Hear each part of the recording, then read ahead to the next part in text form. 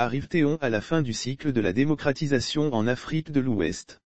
Avec le coup d'État en Guinée, qui fait suite à ceux qui se sont déroulés au Mali, et à des crispations autour des élections dans de nombreux autres pays de la sous-région, les défenseurs des idées libérales s'inquiètent.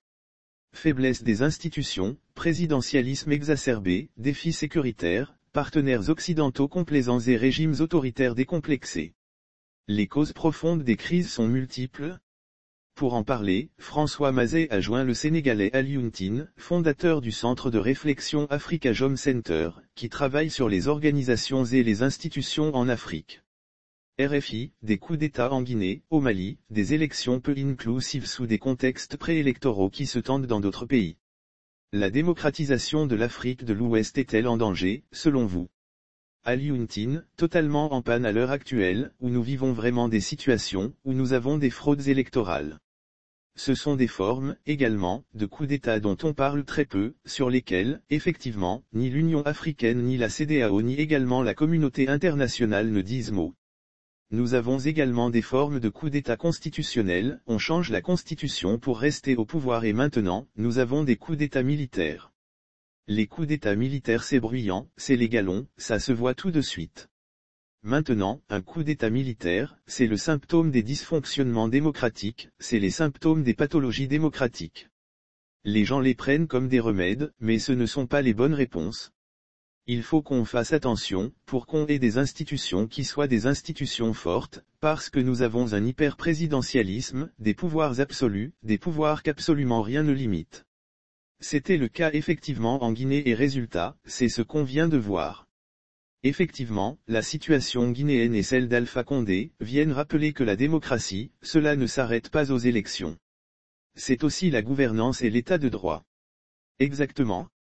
Parce qu'aujourd'hui, quand je parle du Mali, parce que je suis expert indépendant, je dis que le Mali c'est le miroir de tous les pays, pratiquement, de l'Afrique de l'Ouest, mais c'est un miroir déformant. En réalité, ce sont des degrés totalement différents dans la crise. Il y en a qui sont très exacerbés, les autres moins.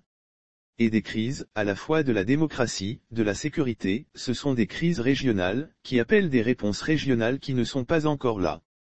Maintenant, dans le domaine de la gouvernance, franchement, les problèmes et les crises sont partout, avec la corruption qui est là, dans tous les pays, avec également une faiblesse de l'ensemble des institutions, les institutions judiciaires qui sont sur le contrôle également du pouvoir exécutif et les institutions législatives qui sont de plus en plus faibles.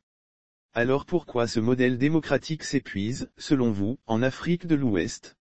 Est-ce que c'est un problème de génération, est-ce que c'est un problème de formation, de culture politique des élites locales? Je pense que c'est un problème de cycle. Nous sommes dans une période de fin de cycle où nous avons vécu avec la chute du mur de Berlin et la boule de transition démocratique correcte. Après, il y a eu quand même le basculement sécuritaire sur le plan géopolitique mondial avec les attaques du World Trade Center et quand même le problème du djihadisme qui nous a envahis. Tout cela fait effectivement que les pouvoirs se sont crispés. Et les organes de régulation que ce soit la CEDEAO, que ce soit l'Union africaine et aussi l'UE se sont affaiblis, y compris les Nations unies. Parce qu'effectivement il y a l'émergence de pays qui aujourd'hui collaborent avec les pays africains que ce soit la Chine, que ce soit la Turquie ou la Russie qui ne sont pas regardants sur les questions des droits de l'homme. Alors l'Europe se dit, mais tiens. Ils sont en train de prendre tous les marchés, maintenant nous allons fermer les yeux. Le déclin international du multilatéralisme fait que les modèles autocratiques séduisent toujours davantage. Nous sommes dans une situation où, c'est sur le plan endogène que le réveil doit se faire. On ne peut pas compter sur l'extérieur, aujourd'hui, pour dire, nous allons améliorer la situation en Afrique. Il est évident que les gens les putschistes vont avancer. Je pense que, s'il n'y avait pas eu de putsch au Mali, il n'y aurait pas eu de putsch au Tchad ni de putsch en Guinée.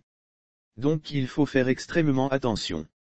Comme on dit, la contamination est vraiment possible dans certains pays qui vont persister à l'autoritarisme, à se crisper, à garder le pouvoir, à ne pas respecter les limitations de mandat.